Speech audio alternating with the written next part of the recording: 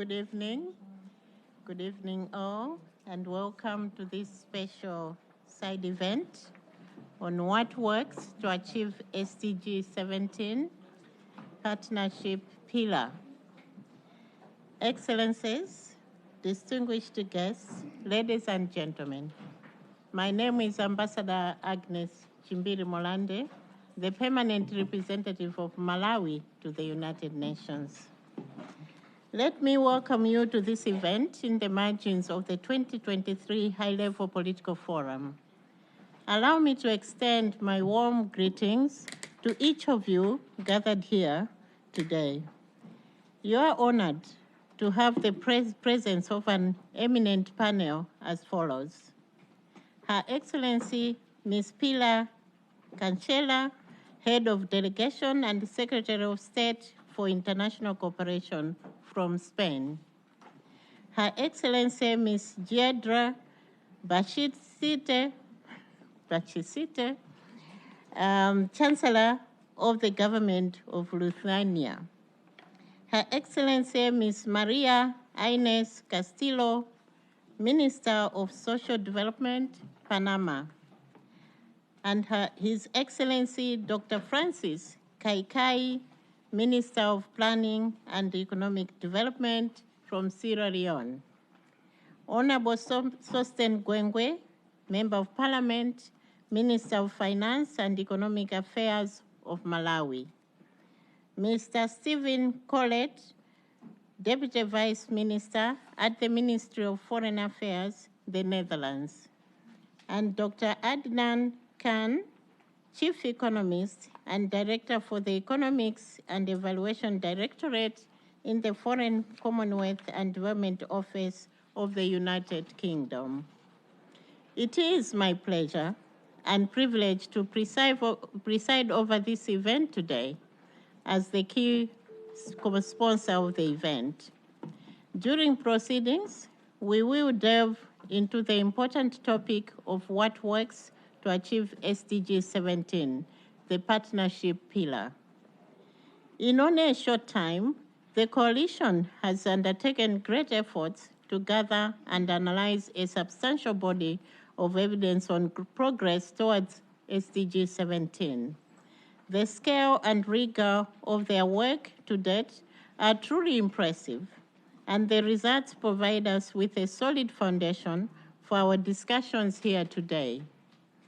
As you are well aware, SDG 17 urges us to strengthen the means of implementation and revitalize the global partnership for sustainable development. Partnerships play a vital role in realizing the other 16 SDGs. The way nations engage in trade, investment, technology sharing, and capacity building among and between themselves holds the key to promoting human development and addressing global and national development challenges. In line with this ethos, today's panel brings together representatives from Lithuania, Panama, Sierra Leone, Spain, the United Kingdom, the Netherlands, and my own country, Malawi. As a member of the steering committee of the Global SDG Synthesis Coalition, Malawi takes great pride in contributing to the valuable preliminary lessons that we have at hand. We are eagerly looking forward to the SDG Summit in September, when the coalition will present the complete synthesis of evidence on progress towards SDG 17. This event will provide us with an opportunity to reconvene and discuss the final lessons, and I hope to explore new initiatives and partnership approaches to accelerate progress towards the goals. Today's gathering is a platform to listen, discuss the preliminary lessons, and provide guidance to the coalition as they continue with the evidence review process. In this spirit of collaboration, I'm confident that each of you will actively contribute to this discussion, sharing your insights openly and comprehensively. I now pass the floor to Mr. Alan Fox, Acting Director of the United Nations Development Programme, Independent Evaluation Office, who represents the Global SDG Synthesis Coalition Secretariat. Excellencies, distinguished delegates, and esteemed audience, thank you for your attention. I look forward to the enriching discussions that lie ahead. Alan, you have the floor.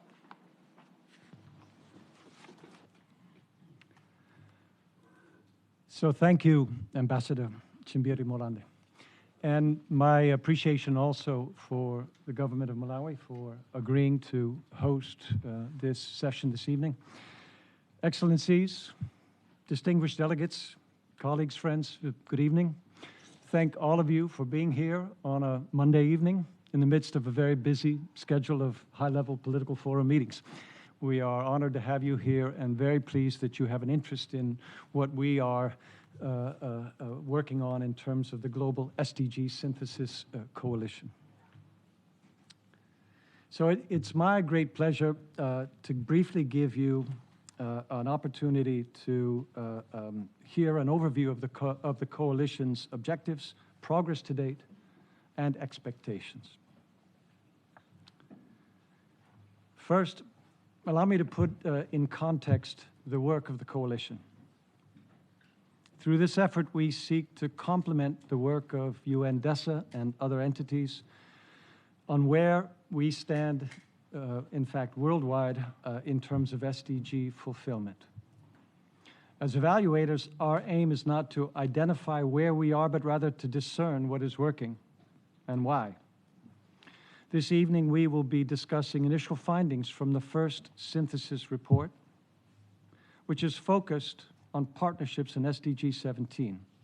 We see this particular SDG as an enabler for the rest of the Sustainable Development Goals and believe the lessons from this synthesis, as well as the methods used, will serve as a solid foundation for the other 4 pillars. As to the question, why synthesis? We recognize that the sheer quantity of evidence on the Sustainable Development Goals requires that we use our synthesizing tools to scan the abundance of evidence and only use reports that are of sufficient quality to draw credible lessons. As a method, synthesis allows us to minimize bias. It helps us identify what to avoid, and it should enable the creation of coherent lessons that help the global community accelerate progress towards SDG fulfillment. I'd also like to highlight the fairly recent development of new techniques that are enabling the rapid scanning and analyzing of large amounts of information through the use of algorithms and machine learning. At the UNDP Independent Evaluation Office, we have been developing one such tool, which we call AIDA, or Artificial Intelligence for Development Analytics, that is showing great potential to boost this SDG synthesis effort.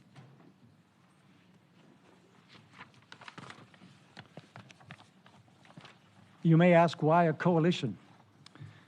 Synthesizing SDG evidence is an ambitious challenge requiring significant funding as well as access to high-quality, verifiable evidence. The broad base of the Global SDG Synthesis Coalition, bringing together 42 UN entities, enables us to carry out meaningful analysis across all 17 SDGs, and to generate lessons that are broadly applicable across all regions, covering the wide socioeconomic spectrum of countries and encompassing diverse perspectives. The coalition's primary objective is straightforward. It's to contribute to the acceleration of progress towards the SDGs by synthesizing robust evidence on what works, what doesn't, and why, across different contexts to advance human development. This work will highlight key insights into the barriers and enablers to achievement of the SDGs and generate lessons to accelerate progress. The work of the coalition under the 5-pillar synthesis is divided up among the participating UN entities and affiliates. The extent of interest within this partnership and more broadly across the UN system speaks to the importance and timeliness of this initiative. On top of the broad base of UN support, a significant number of member states and other stakeholders have shown their support to the work of the coalition. Some are actively engaged in the various pillar syntheses. We are also fortunate to have skilled and committed civil society organizations, foundations, networks, and private sector entities that we can count on to support the effort as it moves forward. Of course, we would be pleased, very pleased, to bring in additional partners to bring fresh perspectives and additional resources. As well as the 5 synthesis studies, the coalition envisions a data and information portal and the capability to quickly update and expand the body of evidence for tailored lessons. In all, if all of our expectations and plans are to be reached, we estimate that up to $10 million will be necessary over the next several years to accomplish the coalition objectives. Our timelines are ambitious. We intend to carry out and disseminate lessons from the 5 SDG pillar syntheses by 2025, so that these lessons are available in good time for countries to consider taking them on before 2030. This evening you will hear the preliminary results of the first synthesis on SDG17, the partnership pillar. The full lessons from this synthesis will be available for the SDG Summit in September. The synthesis work for the other 4 pillars covering people, planet, peace, and prosperity are in the early stages of development. Resources permitting, we expect to present the results of these other studies at the 2024 High-Level Political Forum and the Summit of the Future. This leaves the remainder of these next 2 years, 2024 and 2025, to disseminate results and to work on promoting the uptake of lessons to accelerate progress toward the SDGs prior to 2030. So, Excellencies, distinguished delegates, thank you for your attention. I'd like now to hand over to Thomas de Hoop of the American Institutes of Research for the preliminary lessons from the partnership pillar syntheses. While Thomas speaks, please be aware that this is still a work in progress, and what we are presenting today is in preliminary form. A significant portion of the evidence collected needs further analysis, and by the time of the SDG Summit in September, the syntheses will be finalized and the lessons made more precise. The methodology and results of the work so far have undergone meticulous quality assurance. Nevertheless, your questions and feedback are welcome, especially to make sure that the lessons generated are relevant and constitute a useful contribution to the global discussions around SDG acceleration. Your suggestions for improvements to this work are extremely valuable to us. Please let us know your thoughts during the Q&A session later in these proceedings. I thank you, distinguished delegates, for your attendance this evening and your interest in this work. I look forward to a productive set of presentations and discussions this evening, and would also like to mention that we do have a simultaneous translation in Spanish for those who are interested, so please utilize the headphone if you so choose.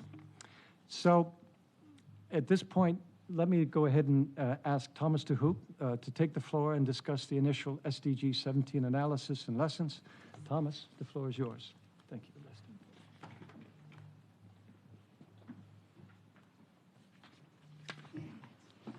Thank you so much, Ellen.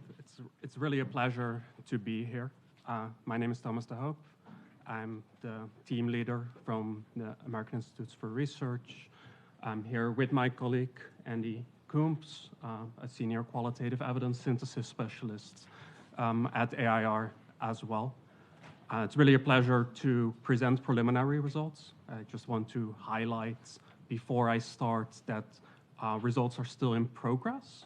We're still, at this point, have not yet finalized the synthesis, and we're really looking forward to hearing any insights you may have to further improve also our analysis in between this session and the presentation in September. So Ellen already presented the reasons for why we focus on evidence synthesis. Within the evidence synthesis, we're focusing on 4 specific research questions. The first research question is which SDG17 targets are currently on track and which ones are lagging. In addition, we also examine which countries have made the most progress on SDG17 and why. We'll focus less attention on those 2 questions today. Instead, we're going to primarily focus on the 2 remaining questions. How and why are some SDG17 development initiatives more successful? And also which development initiatives are most effective in accelerating SDG17 progress. We will occasionally also refer to the question about which countries have made the most progress on SDG17 and why, while we present some of the other results. But we're not focusing on which SDG17 targets are currently on track. Among others also because this is really like the mandate of our colleagues from UNGA, and we feel that our evidence synthesis at this point has the most interesting lessons to share on the 2 research questions that we will focus on today. I will go really briefly through the methodology that we use for this exercise, just to introduce all of you to how we have developed this evidence synthesis. Just to remind everybody, we are focusing specifically on 5 areas that are all part of SDG17. It's a broad SDG that focuses on partnerships, but those partnerships are covered under finance, under trade, under technology, under capacity building, and under systemic issues. Within these areas, we're still making a number of other choices. For example, we're not focusing on technology and education in this evidence synthesis. We're also not focusing on technology and health, precisely because 4 other evidence syntheses will be conducted in the future as well, which are better positioned to focus on those topics. In addition, we have a broad inclusion criteria. We include impact evaluations, and when I say impact evaluations, I mean studies that have a credible design with a control or comparison group to determine the impact of specific policies and programs. We include performance evaluations as well, which are usually more suitable for answering questions about why and how. And in addition to that, we also focus on process evaluations. We include studies that were conducted or published between 2015 and 2022. Within those studies, we focus primarily on low and middle income countries, but within the spirit of the partnership pillar and the SDGs in general, we also include studies that focus on relationships between low and middle income countries and high income countries. This is, of course, very important given the topics where we focus on trades, capacity building, systemic issues, all topics where these relationships are particularly critical. What we started with is developing a rigorous search strategy, and we identified more than 25,000 studies based on that search strategy, and that search strategy we developed based on keywords that are aligned with SDG 17. That's a large number of studies. That's certainly not the number of studies that is relevant for this research question, but we wanted to have a comprehensive overview of the literature to really identify all the research of high enough quality that is relevant for this pillar in particular. We screened 25,157 studies, not only through humans, but primarily through human efforts. In addition to that, we also used artificial intelligence. Essentially, after you screen a sufficient number of studies, you can estimate the likelihood that remaining studies are eligible for the study based on text analysis. Based on that, we identified 1,830 full text. We screened those for eligibility, and we identified eventually 189 impact evaluations and 91 performance and process evaluations. We combined this, as I mentioned, with 7 case studies Those we really examined to conduct statistical analysis of SDG17 indicator data, and we triangulate those lessons. And you will see some of those triangulations during this presentation. And you will see here the case study countries. For the case study countries, we really focused very specifically on countries from different regions and from a wide diversity, such that we included both high-income countries, middle-income countries, and low-income countries. So I will now go through preliminary lessons. And for those preliminary lessons, we focus on which development initiatives are most effective in accelerating SDG17 progress, and also how and why those development initiatives are more successful. Just to remind you, for the first research question, we really focus on impact evaluations in particular. And for the second research questions, we primarily focus on performance and process evaluations. We have clustered the lessons, and we start with some lessons on partnerships. And those partnerships cover two areas in particular: capacity building and systemic issues. And one thing that became really clear from our analysis of the performance and process evaluations in particular is that countries' incentives for collaborating on SDG17 components are influenced by their income status. High-income countries have different incentives, middle-income countries have different incentives, low-income countries have different incentives, and that complicates collaboration. In addition to that, public and private partners also have different incentives for promoting effective global cooperation and accelerating SDG progress. In particular, South-South cooperation tends to show promise to accelerate progress towards SDG17 results by prioritizing mutual interests, trust, and ownership. We have seen multiple examples, but one example that really stood out, for example, is a collaboration between Brazil and various countries in sub-Saharan Africa that enabled countries in sub-Saharan Africa to learn from experiences of Brazil in developing its social protection system. North-South partnerships can also achieve similar results if they focus on horizontal, equitable collaboration. What we did see in our evidence synthesis that tends to be less the case. Oftentimes, collaboration is based more on control and less on trust and autonomy and ownership. That doesn't mean that North-South partnerships don't have the same potential as South-South cooperation, but that likely requires more horizontal collaboration on funding modalities, partnership design, and governance structures. For example, by co-creating theories of change and indicators, which should not be set only by northern countries, but which should be set in collaboration with southern countries if we really want to achieve collaboration on SDG17.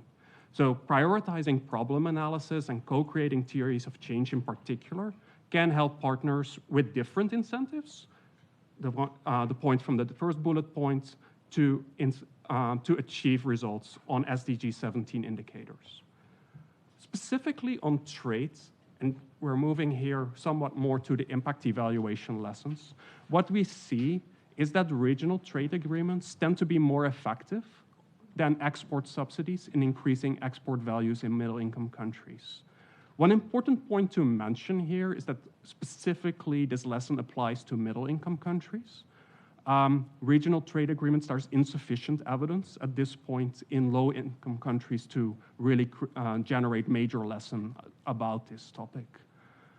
In addition, what we see is that EU food standards can limit the ability of sub-Saharan African countries to increase their exports after preferential trade agreements with the European Union.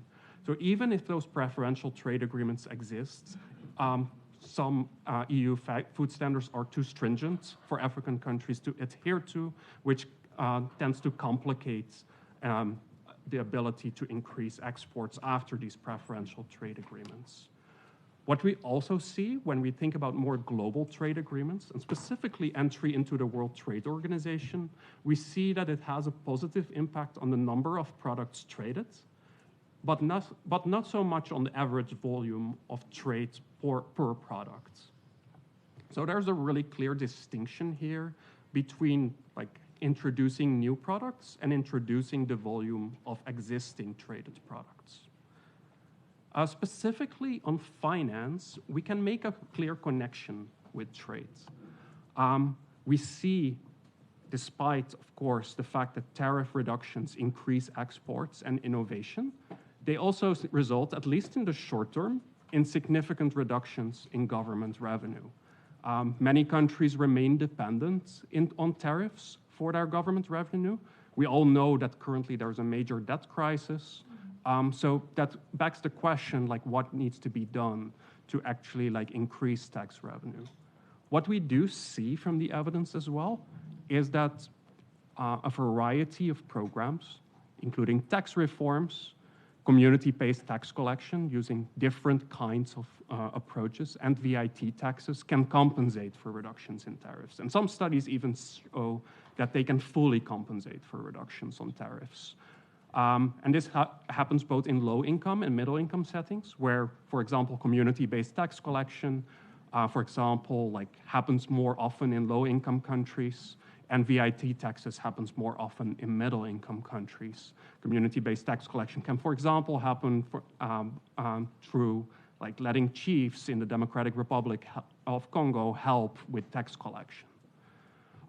We also see that where tax collection capacity increases and new donors step in, low-income countries are often less dependent on historical providers of official development assistance. I think we all know that some official development assistance is under pressure, but there are also new donors who are stepping in. At the same time, that only partially fulfills the needs of low-income countries, and there appears to be a strong need for increases in tax collection capacity, where some of the measures from bullet point 11 can contribute to. For specifically on technology, we see that while green finance initiatives positively impact innovation, especially in large Asian countries such as China and India, the impact of current investments has been insufficient. The effects of these initiatives is positive, but they are relatively small, and it may not be sufficient to actually accelerate progress towards innovation in SDG 17. We also see that investment in broadband infrastructure enables green innovation. It doesn't only increase internet access, it also helps to address the digital divide. So internet access in middle-income countries in particular can help with like having additional effects on green innovation. But it does seem that current efforts are possibly insufficient. We all know that SDG 17 is an enabler of other SDGs. What we also see in the existing evidence is that development initiatives unfortunately collect insufficient data to examine how the effects of macro-level initiatives, such as trade programs, such as finance programs, actually differ for those most likely to be left behind. As a result, even if we find positive effects of these kinds of programs, we don't know what the effects of these programs are on women, on youth, on persons with a disability. And oftentimes, development initiatives, particularly on SDG 17, where this presentation focuses on, they pay limited attention to equity in their design. And as a result, and in addition to that, also evaluations don't necessarily, or most often, if not hardly, focus attention on equity. There is very limited attention on these equity considerations in SDG 17 evaluations, possibly perhaps because most evaluations are based on existing data. This is a clear, this is where SDG 17 evaluations are often different from evaluations in other SDG topics, where oftentimes data are being collected for the purpose of evaluations, whereas in SDG 17, almost all of the impact evaluations we see are based on existing data. Where development initiatives focus on equity, they primarily discuss only gender issues and occasionally human rights approaches. So these are just some lessons, preliminary lessons again, that I wanted to highlight to you. Thanks all very much. It's really a pleasure to be here. Feel free to reach out also like after this presentation, and of course, feel free to come with suggestions during this presentation as well. It's really, I really like to thank everybody for giving the opportunity to present here. And we are looking forward to presenting full results during the SDG Summit in September. Again, please note this is work in progress. For example, some of the quality appraisal of some of the ongoing studies is still ongoing. Thank you so much.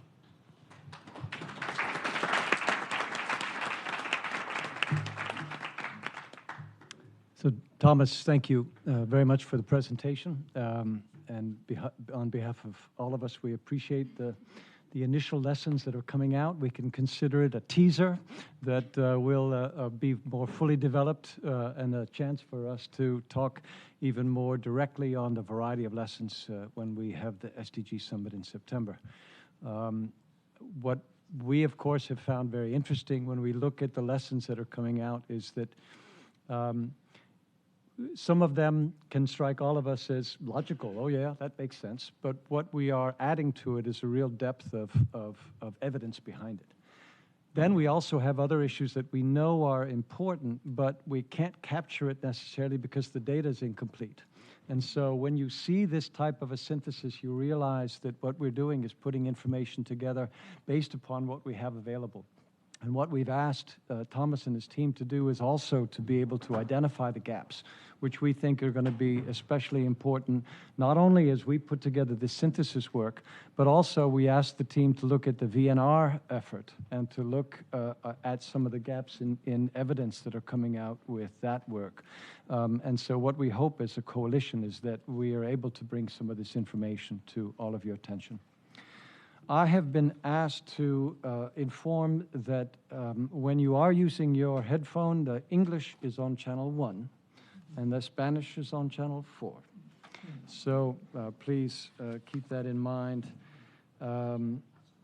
It's now my pleasure to ask one by one our distinguished panelists to make some comment on the issues that are before us, on the coalition work, and in particular on the work that is now developing in the SDG17 partnerships effort.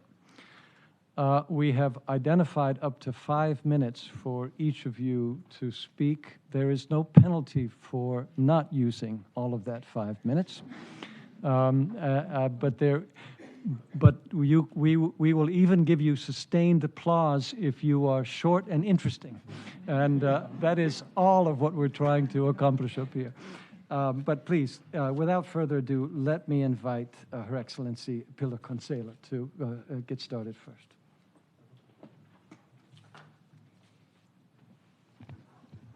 Is here? Put here? Yes? Yes? Okay. Thank you very much. I will speak in Spanish, channel 4, okay.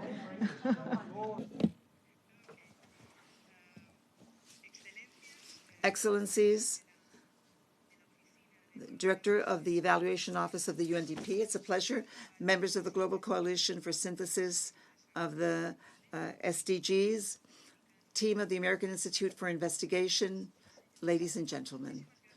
Thank you very much for your invitation to participate in this event, which is truly relevant for the government of Spain and also for Spanish cooperation. Spain's commitment with the Synthesis Coalition for the Sustainable Development Goals has been clear and committed since the beginning of 2022, because thanks to its innovation in the analysis of moving forward with the SDGs in a context of many difficulties to achieve them is a determinant factor. There's a new cooperation law in Spain. We call it the Ley for the Cooperation of Sustainable Development and Global Solidarity, where the 2030 agenda plays a central role, and it includes two advances which we believe are fundamental to contribute to Spanish cooperation. First, the inclusion of the 0.7% of gross GDP in the help to development, and considering the coherence of the policies for sustainable development as a fundamental principle of our system. This first synthesis, which is focused on Sustainable Development Goal 17, is of great interest due to the fact that it's central in our cooperation with development. Also, the efficiency of the help and the Addis Ababa agenda with the planning instruments for Spanish cooperation is a priority for us. We believe that SDG 17 is a catalyst for the action of our cooperation policies for development through its goals and multi-sector alliances, financing, and development of capacity. The findings from these first syntheses are clarifying, and they inspire us to have 3 recommendations for the conclusions which are expected and possible greater analysis in certain fields. In the first place, the findings in trade reiterate the positive effects of freeing trade. However, the difficulties observed in the impact of the preferential trade agreements exemplify the importance of the coherence of policies for sustainable development. Giving that we must be accompanied by policies which allow access to international and playing an important in the support to productive sectors, which are local, and technical aspects. This would facilitate the unleashing of the dynamics of investment, innovation, and sustainability of income offered by international trade, and definitely the support for the means of making a living for our partners who are cooperating with us.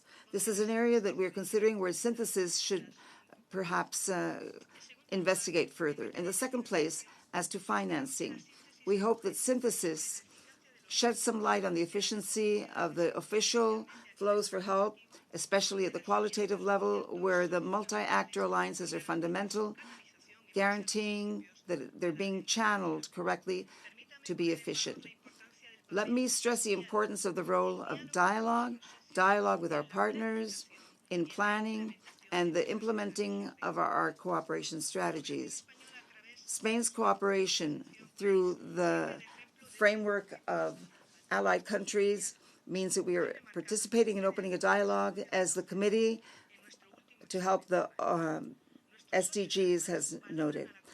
Besides, we also value Spanish cooperation as a trusted partner, thanks precisely to the flexibility of our programming and being aligned with the national priorities of member partners and also local partners in civil society.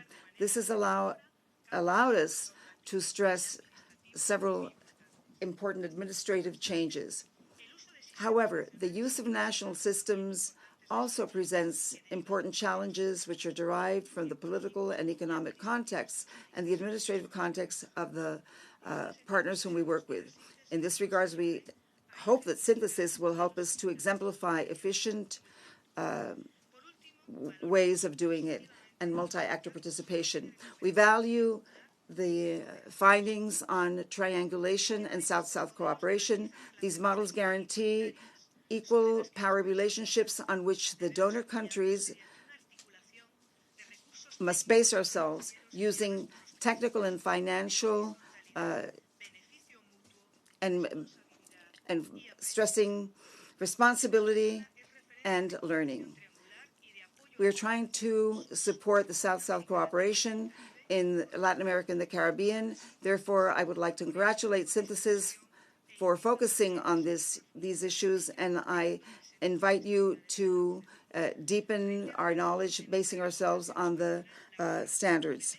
So I would like to stress that Spain is very grateful for the work being done to date, and we expect the final results with great interest, which will be presented at the SDGs in September.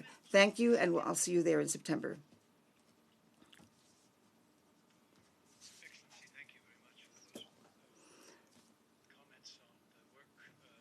So far, and may I also mention how much we've appreciated Spain's engagement, not only on this work, but then previously through the Spanish MDG Fund.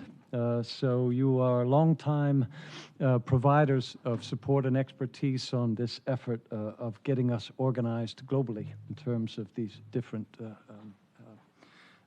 targets. Next, I would ask Her Excellency Giedre Balsaite to go ahead and also make comment. Or should I put? Ah, okay, you managed. Well, thank you very much, and I will try to speak maybe briefly, but more to the to pointing what we would see as an issues related to Agenda for Sustainable Development implementation on implementation side. Because it was a very interesting presentation, thank you very much, and it is drawing on something what happened before, trying to draw lessons for the future. And it has maybe two-side outcomes, because unfortunately, I would say, as a Chancellor of Government dealing with numerous emerging issues of today, crises, but also trying to see perspective of few years, and few observations that come to my mind is the first, that the world has become much, much faster than it was before. And it's faster in all possible means, yes, technology, innovation, pandemics, everything became much, much faster. So, and at the same time, the societies we live in expect very much quick responses also from government, quick solutions, very fast delivery, because they can get it from private sector, from other institutions. So therefore, the faster reality puts a lot of demand on the structures and ways that the governments operate.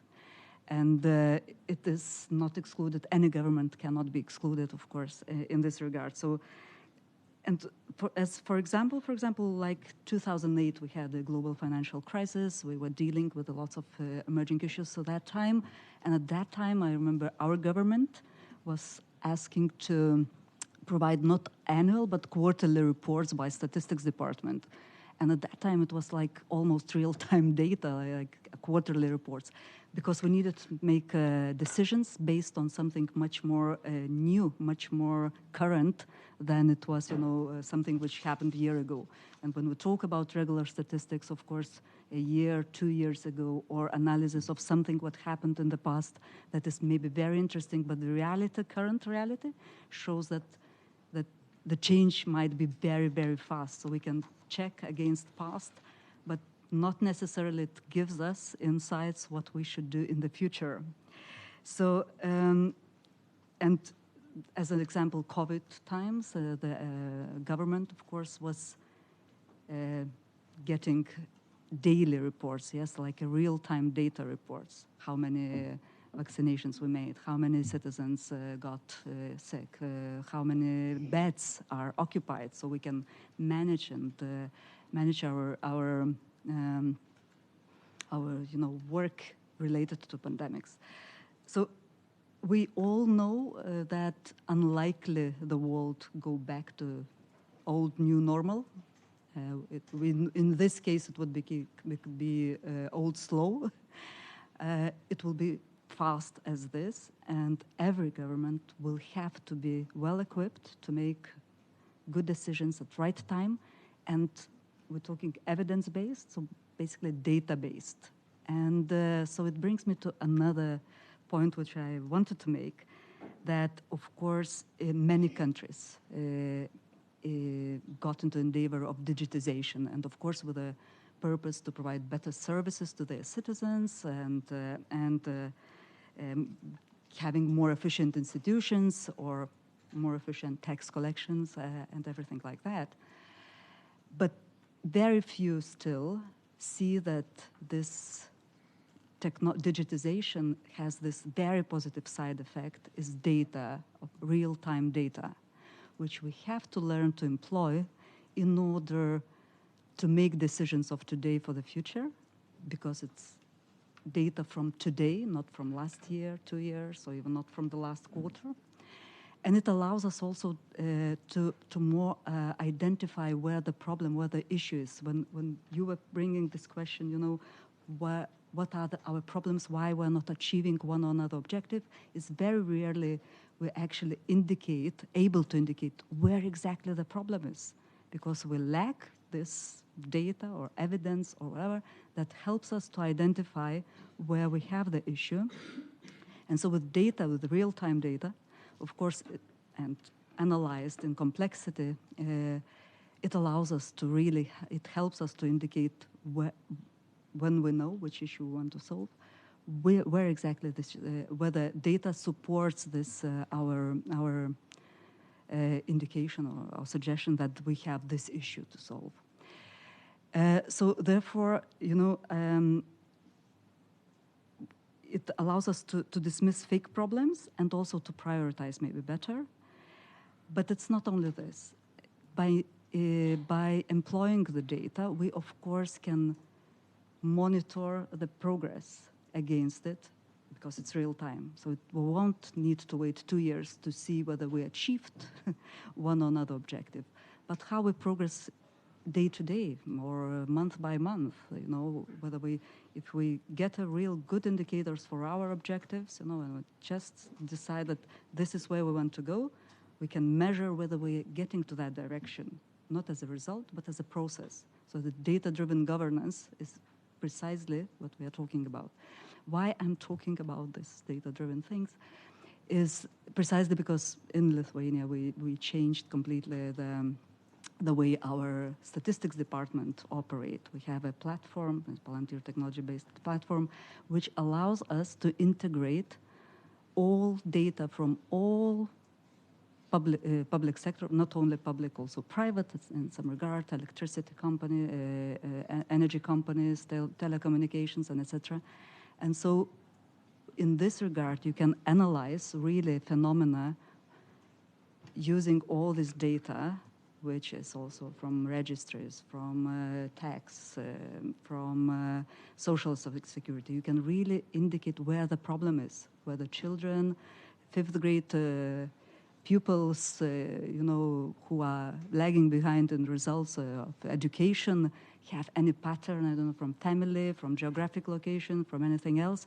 It's just an example, maybe very simplified, but many, many more. And so, so you can really, by employing data, really can be much more advanced to indicate your issues you want to solve. So we transformed Department of Statistics into National Data Agency, State Data Agency, and now we are really well equipped to have this all the data in one place, one location, and able to get to the essence of the issues. Of course, it takes time to get into the natural pattern of everyday operation, but really very much in progress. So when talking also on coming back to SDGs, I think on one side, of course, it's very, very complex agenda, and I can't even imagine, you know, the achievement of that. But of course, national objectives, national development objectives are driving this agenda. So employment of data in driving agendas is important. But at the same time, to manage to get to the essence by defining the direction, whether we are going towards the achieving our objectives nationally, which we have, well before we know that we failed or we are on track. I think this is something we have all to work on and to look how we can get better in that. And definitely the coalition is, the word itself says it all. I think to work together here as a community, as a countries, to see how we can employ, how we can use the data we have in each specific country and each specific area to be better equipped for that. So have full Lithuanian support in that. And thank you very much for your attention.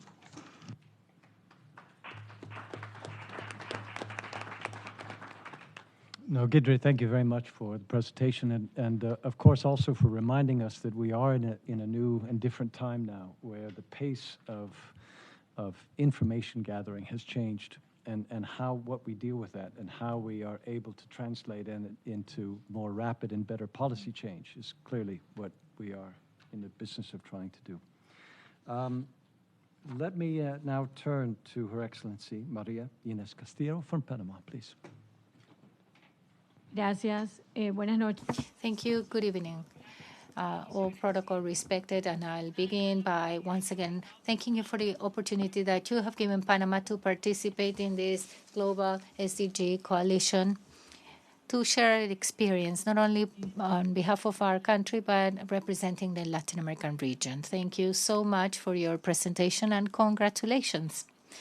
First of all, I'd like to reaffirm our conviction that SDGs can only be met through strategic partnerships and cooperation between the different sectors and actors. In this regard, the call by this analysis is, in fact, to improve cooperations north-south and south-south by supporting national plans to meet all the goals, as well as to promote international trade and help developing countries increase their exports, trying to move towards a universal trade system that would be equal, fair, and open. The deficit for sustainable development goals before the pandemic was over $2.5 billion, and today is over $4 billion, as the Secretary General of the UN said this morning during the opening. Humanitarian crises provoked by natural disasters or conflicts demand more financial resources and more assistance. Therefore, official development assistance is not responding to the current needs, which have become worse because of the COVID-19 crisis. This is relevant, and we need to know that many countries still need official assistance for development in order to promote growth, trade, and productive transformation to protect the planet. The official assistance means collaboration between different actors. And so in this regard, the challenge is to guarantee some efficient and effective coordination between actors and take advantage of the available resources to maximize the impact of official assistance. It is also clear that in order to reach the necessary investments to reach the SDG goals, we need to go beyond public financing.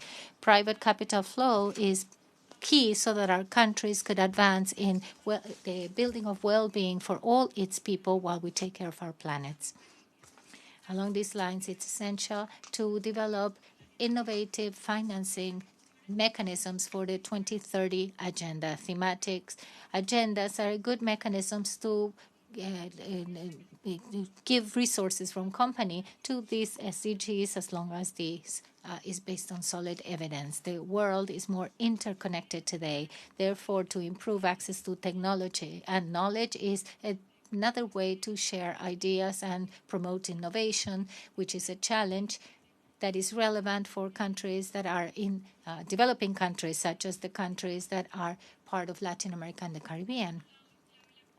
Coordination of policies to help developing countries to manage their debt is also key. We need to promote investment in favor of the least developed countries. We are at the exact time when we can make a stop and once again commit with a vision to the future, guaranteeing that no one will be left behind. This coalition of countries has the potential to transform in practice and evidence the conditions in which public policy and national actors and global actors are impacting the building of well-being for all citizens of the world. These multi-party alliances are essential so we can increase the efficacy and impact of this action, and we would accelerate progress towards the SDGs. We must promote direct partnerships between different actors, the civil society, the academia, private sector, and government in all its levels, so that implementation of the 2030 agenda could be a continuous, participative, and process from bottom up. We must work towards territorial planning for the 2030 agenda implementation through an articulated multi-sector offered, not just by the public sector, but by all sectors, so that these partnerships through effective governance can help us meet the goals that we've established globally, nationally, and locally increasing the coordination of dialogue spaces in benefit of development to promote social capital and SDGs. In order to meet the SDGs, we need to improve planning process, and we need to add this in at all levels of policies and governments. We must set up plans and budgets in all sectors of society. Let me take this opportunity to call on us to reflect on how to reinforce multi-dimensional approach to development using methodologies that can allow us to measure the advances of South-South cooperation on better and more data, to organize our efforts and reflect this in the work of all the programs and agencies of the UN in the region. Coordinated support by the system is essential, even so that we can gather information and to coordinate key actors. Once again, I'd like to thank you for giving me the floor, and let me call you once again to continue working together so we can make sure no one is left behind. Thank you. So Maria, thank you very much. And I think you would have heard with Thomas's presentation some already interesting findings that are coming out in terms of South-South cooperation and the benefits to it that we hope to continue to unearth as the effort continues. Thank you very much. I would like to now turn to Dr. Francis Kaikai from Sierra Leone. Please, you have the floor, sir.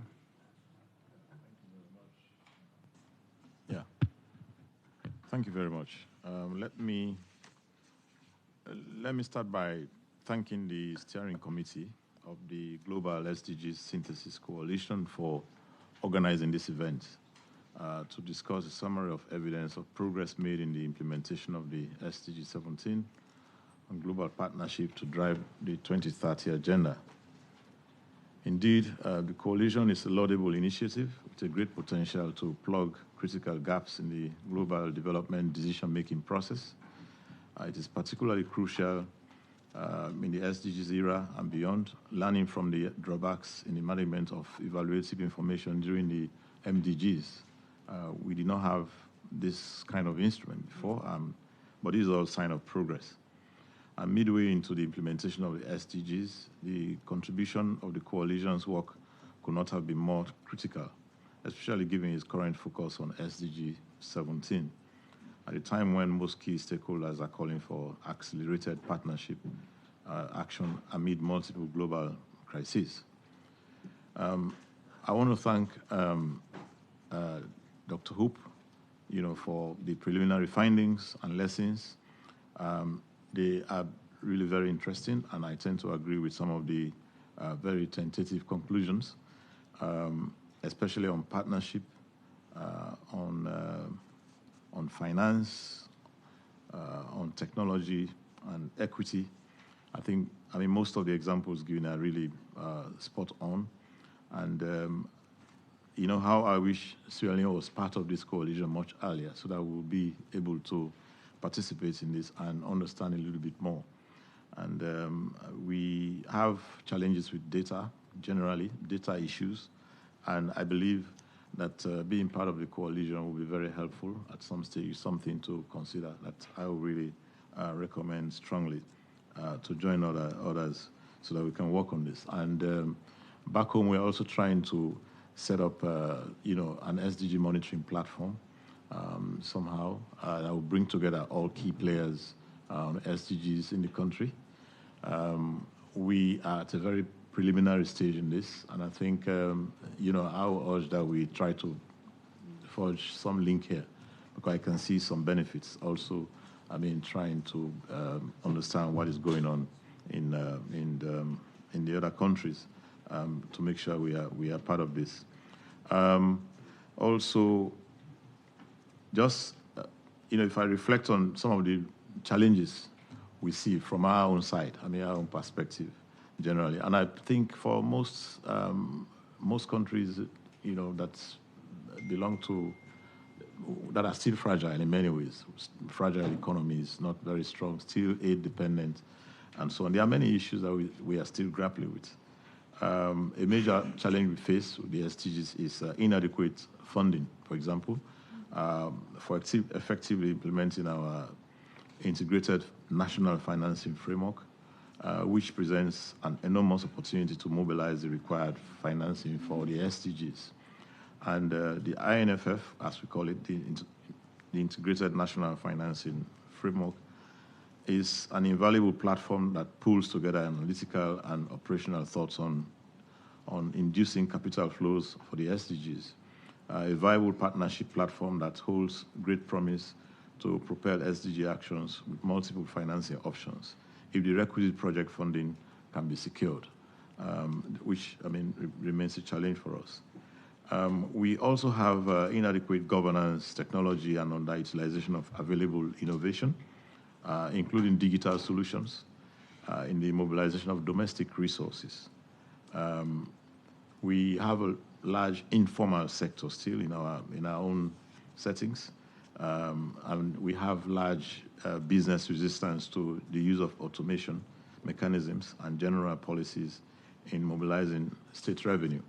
So in as much as we want to rely on our own domestic resources to finance the SDGs, we have these challenges.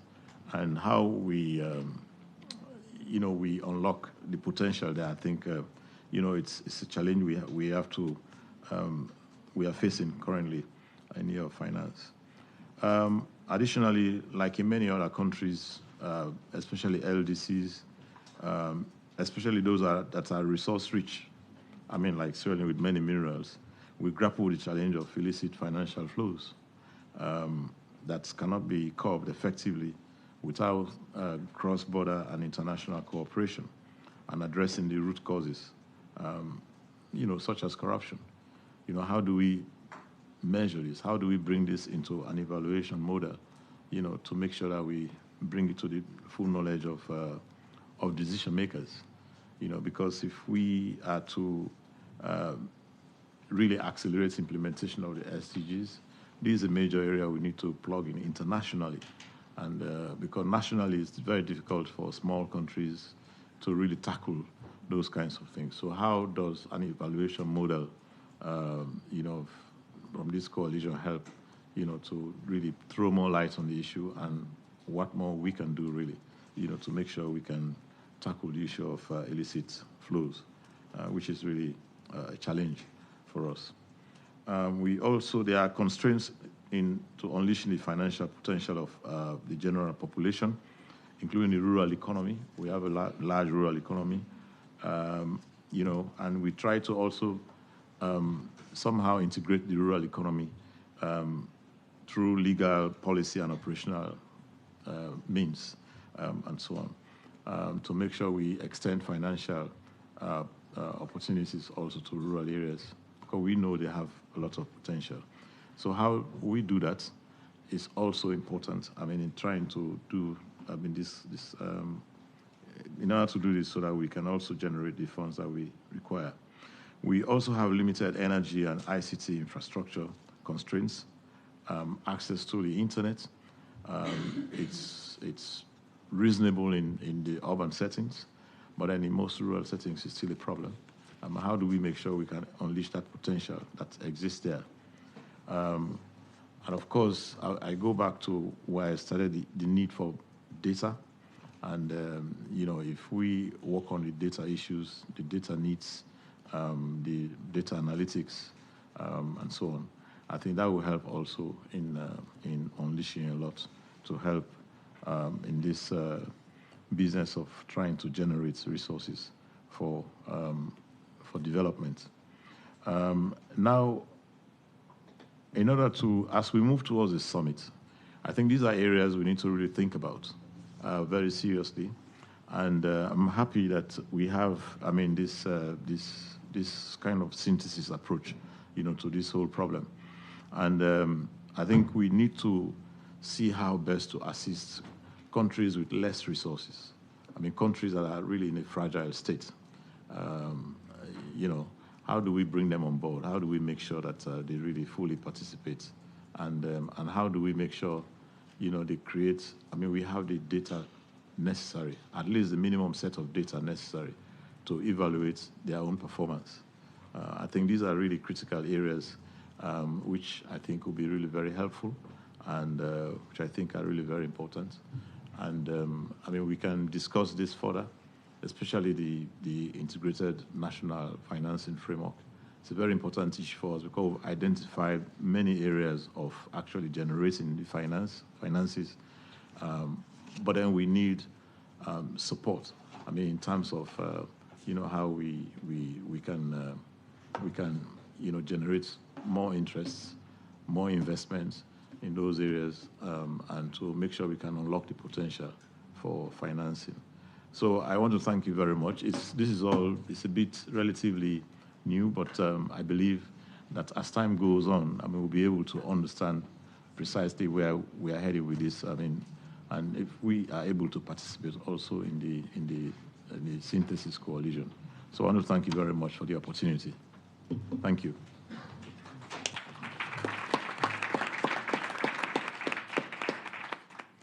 Well, Dr. Kaikai, we appreciate very much your engagement with this coalition, and very glad that you're on board with us and bringing up important issues, in particular the special attention that's needed for especially for fragile states, and the real importance of a greater attention to the significant socioeconomic aspects of the informal sector.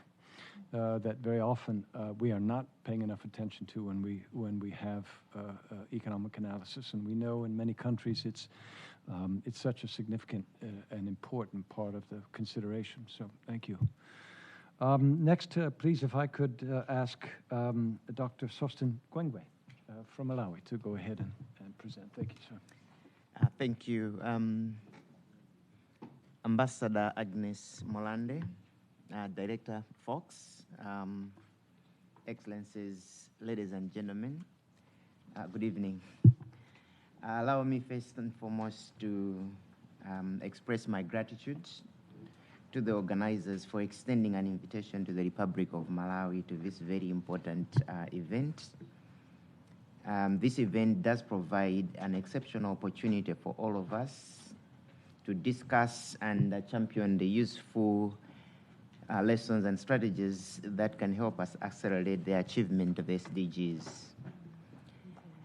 The Partnership Pillar Synthesis Coalition study has been conducted at the right time when the implementation of SDGs has faced external multiple crises which have hampered the efforts towards the attainment of these global goals. And the evaluative synthesis findings, though preliminary on partnership, will act as a guide for countries to define the best collaborative and inclusive approaches for building the momentum for the Sustainable Development Goals implementation in the remaining second half of 2030. The findings will also enable countries to develop practical, innovative, strategic mechanisms for building effective partnerships among governments, private sector, civil society, and international organizations to ensure that there is collaboration amongst all players in the economy. It is worth noting to all of us here that SDG17 is one of the cross-cutting goals in achieving the pledge to leave no one behind, as it plays a pivotal role in facilitating the attainment of other sustainable development goals. Over the past 7 years, progress towards achieving SDG17 in Malawi in particular has been both positive and negative.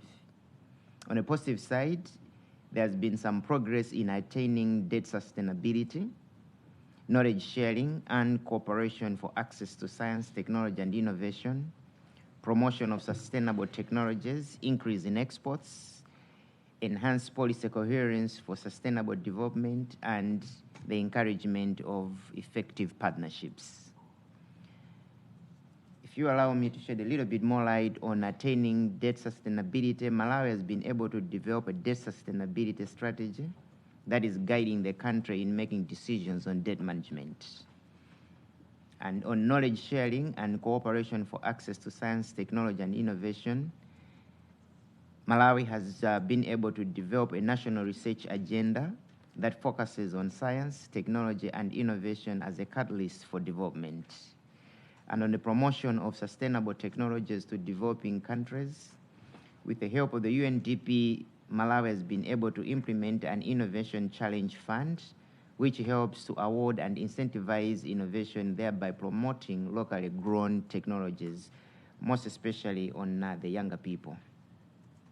On the increase in exports, Malawi has developed the national export strategy aimed at improving the country's exports, and it is clear that exports play an important role in the generation of forex that is needed for the country to meet international trade obligations.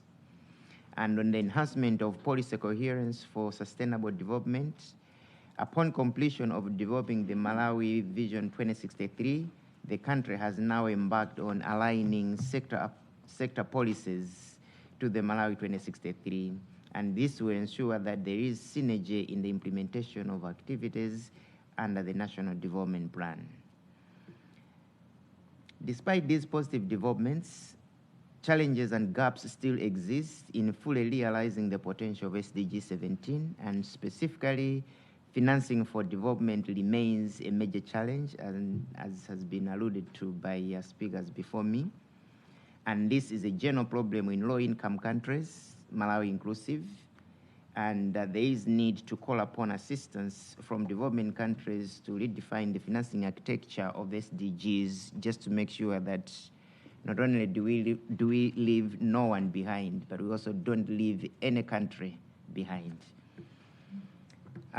We look forward to adopting and reinforcing the strategies and recommendations as they come out from this study, just to make sure that there is significant progress to SDG 17 to effectively promote and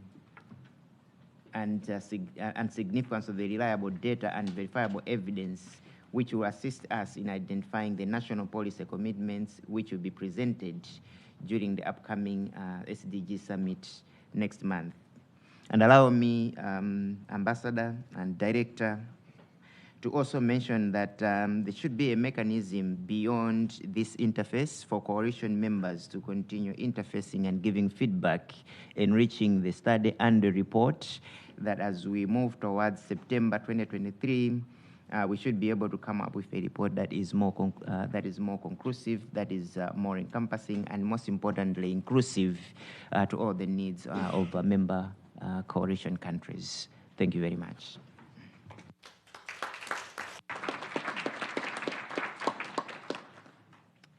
No, Sustin, thank you very much. Believe me, from the coalition, our view is that if all we do is create 5 reports and stack it on the table, we have not succeeded. So having this as a living, breathing effort on all our parts to continue to renew it and expand it, and in particular to not only no one behind, but no country behind, as you've mentioned, I think is very well put. So we thank you for that. Let me turn next to Stephen Colette, please, from the Netherlands. Thank you, Alan, and thank you all for these elaborations. And being a bit at the end has the benefit of overseeing it a bit, and then just thinking, wow, we expect a lot from you. And I'm happy we also support another UNDP initiative, which is on Global Evaluation Initiative, which actually assists and leaves no country behind on the evaluation practice. So I think good, appropriate to note it here. I think what can we realistically expect from this synthesis exercise? I think one and very fundamental is if we have a scientific and sound evidence base on what works and what doesn't work, it helps us a lot here in New York in September and in the year thereafter. So as the outcomes that were presented were a bit top level, but I think even on that top level, it's very important to have a bit of evidence. Like ourselves, we are pivoting more and more into supporting in our international cooperation, trade and investment and finance, like domestic resource mobilization, private capital mobilization. Those are huge areas with a lot of coherency issues, with a lot of issues where you can go wrong in terms of in terms of weighing the interests of development versus your own interests. And there, I think, to have a good referee in the form of this coalition and this synthesis is essential. And then secondly, where this is important, I think, and I would hope that this will also generate practices. And I'm deliberately not saying best practices, because I think bad practices are also good practices for this, from this perspective. And then just to finalize and not be too long, to zoom on one specific practice which we would like to learn more from, and that is on partnerships. It's a buzzword. It has a lot of different meanings. A bit of definition on partnerships in itself already would help us a lot, I think. And with the serious transitions our society have to face, we do need partnerships in terms of multi-sectoral but also multi-stakeholder ways of cooperating, which are quite new to every one of us, and quite interesting but also challenging in terms of who plays which roles, what are accountabilities in these partnerships, and how do we go about them in terms also of the length and the investment into it. And I would hope that under SDG 17 we would learn also from that angle and perspective, and we would be ready to contribute whatever we are learning on that. Thank you very much.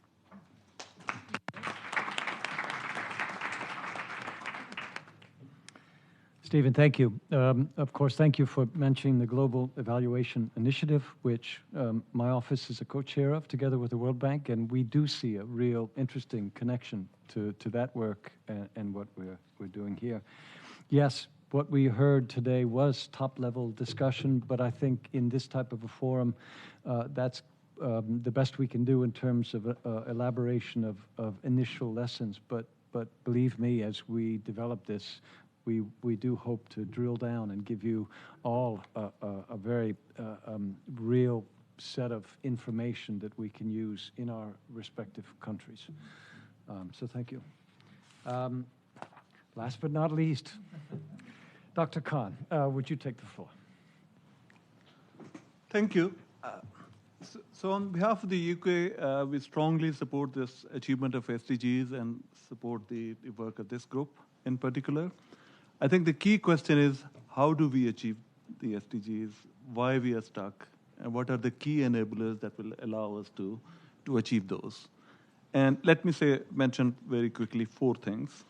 So one is reform of international financial architecture is key to achieving SDGs. The UK strongly supports it because it will enable countries with short-term flexibility. It will enable countries to achieve more longer-term investments which are aligned with SDGs. It will help fragile states get more resources. It will make them more sustainable, like avoid unsustainable debt, and increase resilience to shocks. So my second and third comments are more about international financial reform alone is not sufficient. We need to also build complementary reforms that make that happen. And the most important of those is economic growth. There's no pathway out of poverty and fragility without sustained, inclusive economic growth. And unfortunately, that has gone out of fashion. So I think we need to put economic growth at the heart of these conversations. Not only because it is important, but it will also align the incentives. So it will help achieve SDGs, but also in the process of achieving economic growth, will achieve a number of other things which are also important for SDG reforms. Institutional reforms, aligning incentives for more productive investments are needed more for economic growth, but also for SDG achievement. So economic growth is central, sustained, inclusive. We need to bring that back in. The other is domestic revenue mobilization and taxation, an area that I also work in. And all of these are not substitute for other things, reform at the global level. We see these more as complements. Money alone is not sufficient, but money not just at the international level. At the domestic level, taxation and modern economics, development economics tells us taxation is central to building a more effective state, is central to building, to generating more economic growth and to achieving SDGs. Why? It's not just about raising more revenues. Yes, that is important, because it helps align incentives. It helps build more accountable institutions. It also helps create the pressure for more productive investments. It also helps mobilize more private investment. For all of those reasons, taxation and domestic revenue mobilization are central, are key to achieving SDGs and broadly to achieving economic growth, which is the only pathway that we know for sustained human welfare. And lastly is the question of evidence and learning and other enablers. And some of those enablers do not require money. For instance, women economic empowerment is central, can also help achieve all of those other things that we're talking about. And many of those, like UK strongly supports all of those enablers. But talking about evidence, and I like the work that is being presented. The academic in me, I'm a professor at LSE, lets me, maybe incentivizes me to talk more about methodology, identification, and all of those issues, but I'll not do that. There'll be a time for doing that. What I'll mention is this work is important, but we need to build on this, to not just in terms of the coverage of SDGs, but also all of the other enablers that we need. In other words, become far more ambitious in achieving this. Again, that is something where we in the UK, and I'm sure other partners also, we in the UK have, not only through our work domestically, but globally throughout the world, but also in terms of impact evaluation, evidence generation. We've done a lot of work at generating the right evidence, what works, what doesn't work. And but we have also know that killing bad policies is even more important than helping sustain adopting good policies. My own unit also helps generate best buys and other pieces of evidence. More than happy to work with you because I think the goal that we have in terms of generating best evidence is much broader, requires much more ambitious investments and much more partnerships around the table and elsewhere. But we also need to focus on the demand side of evidence. We could generate all kinds of evidence, but also should inquire under what conditions will that evidence be acted upon in countries. That ultimately requires aligning of incentives in countries. Yes, some capacity building, but especially aligning of incentives. And the most important of those incentives is the political economy incentive. If the political incentives are aligned towards greater growth, towards evidence generation, towards course correction, learning from mistakes and making the right choices, then yes, all of this work on evidence will go far and will help us achieve the SDGs. And even the SDGs are an instrument towards achieving what we want to achieve, which is ultimate human welfare, making aid redundant, and having a vision of the world where there is sustained, inclusive economic growth and higher levels of human welfare. So we as UK are very, very committed to this agenda and working with you and other partners on this. Thank you.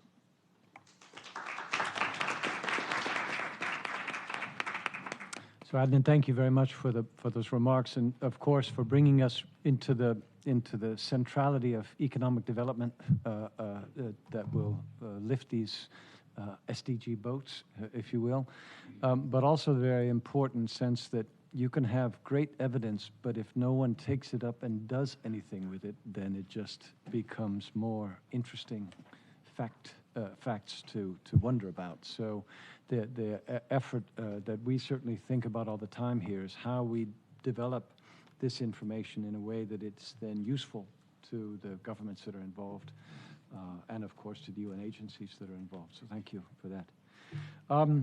Colleagues and excellencies, thank you for that round table. We have a little bit of time left for Q&A, and we appreciate everybody's stamina for moving through this with us on Monday evening. But we would open it up for a couple of, for some first, probably have just one round available for questions. You can address them to the panel members in terms of some of the comments that they made. You can also address it to Thomas for the work that AIR is doing, and of course to my colleague Ana Rosa Suarez, who is managing the SDG Coalition and has all of the details to the information that we've been working from today. So the floor is open for any additional comments or questions please. And if you could just indicate your name or representation, that would be appreciated. Thank you. David Anyebu. I'm a counselor with the Permanent Mission of Nigeria to the United Nations. I just want to express my delegation's appreciation for this initiative by the Global SDG Synthesis Coalition. Of course, we fully support the good work towards accelerating the achievement of the SDGs. All the speakers, they captured it aptly. It all borders on, the partnership all borders on financing the SDGs. And just like the last speaker said, the reform of the international financial architecture, to be specific on as regards debt.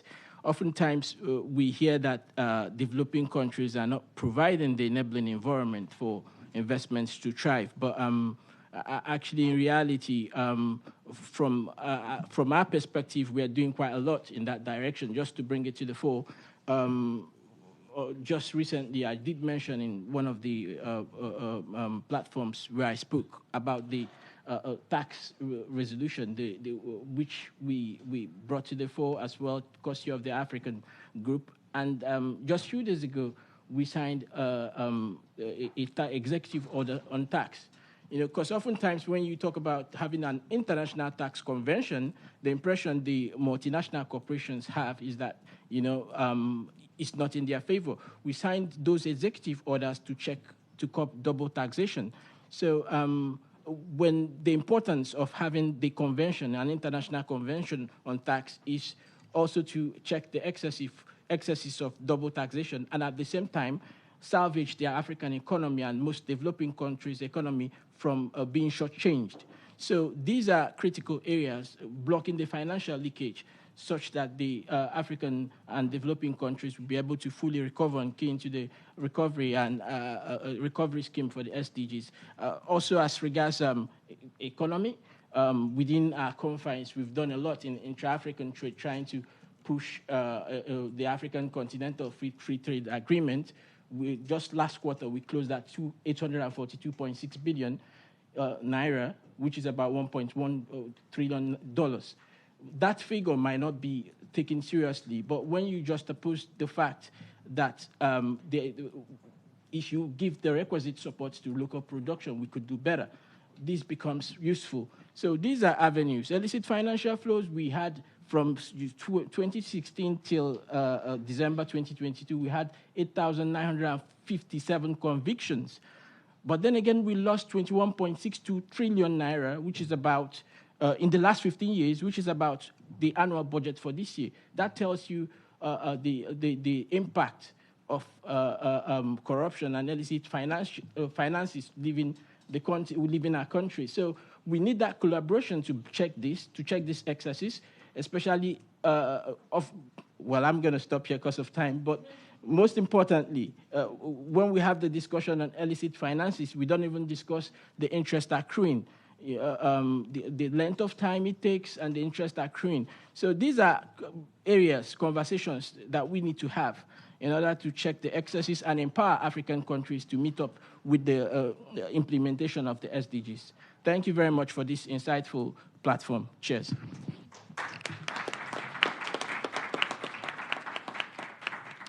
So thank you very much for the intervention. Important that we pay further attention to illicit financial flows. I'm glad that you raised that. And let me take a moment just to recognize and appreciate the work of Nigeria in establishing a GA resolution for national evaluation capacity and national evaluation development. I think was a great effort.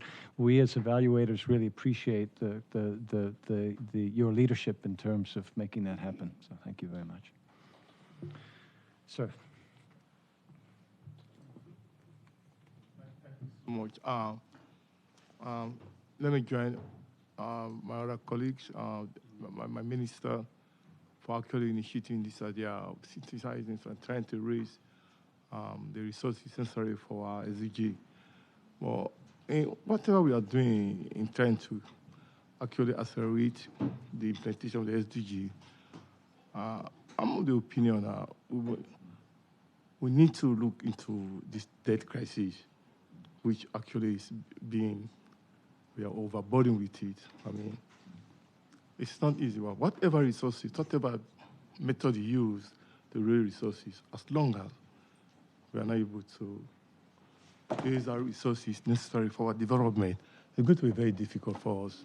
Because whatever money you receive, whatever resources you tap into, domestic resources to raise, as long as you're going to pay the debt with that money, I don't think it will be beneficial. It's like getting money with your right hand and spending it with your left hand. So whatever synthesis you're trying to create to raise resources, you have to take the debt crisis into consideration. It's not only that, but even the trade. For us in the resource-rich country, like my boss was saying, I mean, we have all these resources. But look at it, for goodness sake, those people who have the technology to tap those resources are not in the south, they're in the north. They come to tap it, and when they are tapping it, believe me, they are not fair with us in doing it. Because if you actually want to be fair with us, when creating the deal, it has to be fair. Let me give you an example. We have Rootside. We have, for a long time, before I was born, the mining the Rootside.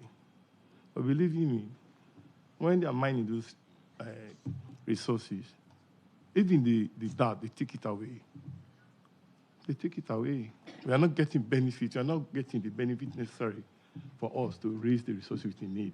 Because the guys that are coming to get have the technology to mine it, they are not in the south, they are in the north.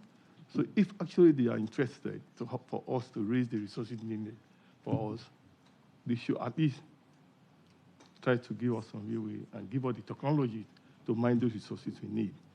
The Chinese came this 4, 5, 6 years ago. They are there.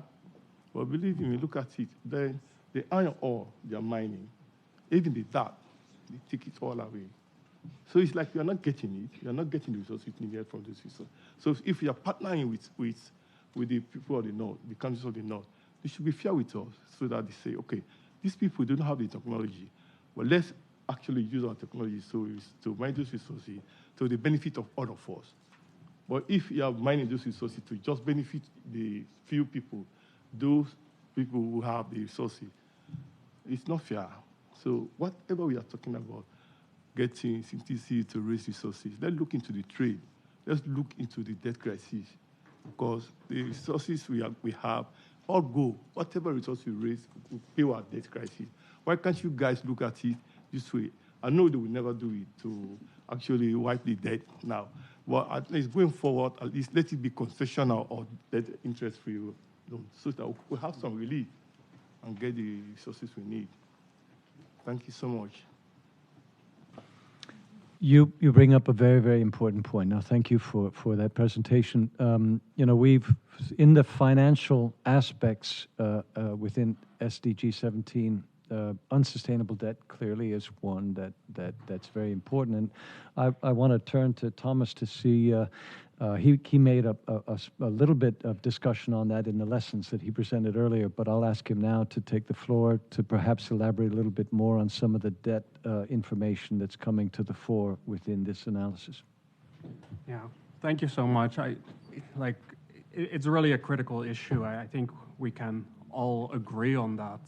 It seems in that respect also that the synthesis really responds, maybe also coming back to some earlier comments, to crises that are really recent in that respect. And we have some existing evidence from multiple sources on how to increase tax capacity. But it's also in the face of reducing ODA and in the face of new donors stepping in. Maybe on the debt crisis in particular, one thing I would say is that possibly, this is only indirectly related, but one thing that I would say is that maybe for too long, this shows the importance of linking SDG 17 also to some of the other SDGs. We're not, like, of course, we're interested in the debt crisis for the sake of the debt crisis itself, but primarily the debt crisis is really about making sure that we still have sufficient financing for education expenditures, for health expenditures, and for really making sure that we leave no one behind at this point and that we improve equity. And that shows, like, the limitation of the fact that some of these macro level initiatives currently actually don't focus on equity for the most part. While there are such clear interlinkages between SDG 17, if there's no taxation, if there's limited ODA, there's no space for these education expenditures, for health expenditures, for social protection in low-income countries, which results in, like, we can speak about the debt crisis as an abstract financial issue, but it has real implications, of course, also for social outcomes. And I think that shows also the importance of analyzing linkages between the SDGs. So I think we've come to the end of our evening. And so let me give a brief concluding, just a couple of brief remarks, and then I will ask Ambassador Chimbiri Molande to go ahead and close this out. You know, I mentioned at the start that what you hear today is, at this stage, preliminary findings from our synthesis exercise. Hopefully, this has given you a flavor of how important these findings are going to be and how rigorous the evidence is that we are developing to inform decisions on accelerating progress towards achievement of the SDGs. Our next step is the completion of this analysis and finalized lessons, which will be presented as the SDG Summit in September. The discussions that we've had and the great interventions from our panelists is certainly going to help us as we move to the next steps. And our team has certainly taken note of all the issues that were raised in the discussion today. For those of you who are not yet part of the coalition, I encourage you to climb aboard and work with us. We are in the information gathering business, and so we look forward to getting your information and support as we move forward. With that, I want to my sincere thanks to the Permanent Mission of Malawi, the government of Malawi, for orchestrating this event for us, also being a steering committee member of our coalition, and for all of our panelists who reviewed the material and came ready to talk about the issues that we're working on. So thank you for your time and your effort. If I can have that as the end of my remarks and turn to the ambassador to close this out, that would be very much appreciated. Thank you.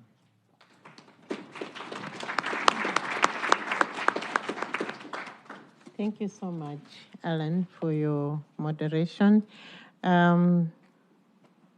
Colleagues, Excellencies, this is quite late, but it has been so good listening to various very important contributions. And, you know, when I sit and think about this SDG 17, it's very, very critical, particularly this time around with the interlocking challenges that countries are facing. And this exercise is really very important. And we have heard the presentations and interventions that have been made. They have revealed the value of the coalition in contributing to vigorous evidence to inform decisions, policy decisions, and also in decisions in terms of what needs to be targeted to make a difference to accelerate the achievement of SDG 17. So we have heard about the analysis and the lessons as we go, thus accelerating the implementation of SDG 17. The preliminary findings demonstrate the importance of linkages. I've noted that across levels of impact, international level, regional level, as well as local level. And there was a comment about how the analysis as of now is upstream more. Probably we need to go more down to the local level. And I would like to remind you all that SDGs, where all countries were requested to localize SDGs. And the question is, how far have we localized the SDGs? Probably that's where the test is in terms of achievement of SDGs. I had a question about you presented only about South-South cooperation, North-South cooperation. I feel triangular cooperation has a very added value. I think we need to look at that as well. And we have also learned about the importance of the membership to various organizations, global and regional organizations, the WTO, the Africa Union, because of the Africa Common Trade Area, it's related to the African Union. Being a member of a particular network or particular partnership adds value to your efforts to achieve SDGs. The issue of innovation, technology, and transformation, I feel that the STI discussions that are ongoing, it's a big opportunity. And we can also look at how we relate with the synthesis. And we've learned about the data. Data is critical. And for evidence to be there, we need data. And the Synthesis Coalition will produce or provide evidence, and yet the presentation has shown that development initiatives collect insufficient data. This is really a real problem. Even in Malawi, we have a problem of data. And that's why reporting on certain SDGs, it's not easy. This is a critical area. Therefore, the coalition synthesis creates an opportunity for policymakers, change agents, as well as innovators to get to know what is working and what's not working and why. This will allow for targeted interventions. And I wanted to bring the element that disaggregated data is also a problem. And this is where the disaggregated data will provide us information on the issue of the equity that was raised here. And we have heard about the need for transforming data institutions by integrating all elements of data. This will give us strong evidence and also really evidence for policy change. The other area is the area of reform of the financial architecture that is being called for globally. And we have just heard about the issue of tax reforms. This is an area of importance, and it has brought in the element of accountability. It was mentioned here. With the tax reforms, we'll be able to really be more accountable at all levels. And this will also provide an opportunity for domestic resource mobilization. Coordination, collaboration, and multilateralism are the strategies being promoted to ensure no one is left behind. Hopefully, the final analysis will really reflect this, the extent to which these are being adopted, the coordination and all that. And partnerships, in terms of who plays what role and who is doing what, I think we need to remember the public sector. He brought in a very important one. We forget to work with the academia. The academia have a big role to really look at how the partnerships are going on, and they can also help with innovation. They can help with the data analysis and research. And finally, I would like to encourage all member states to support the coalition, including for the remaining pillar synthesis, the people, planet, prosperity, and peace.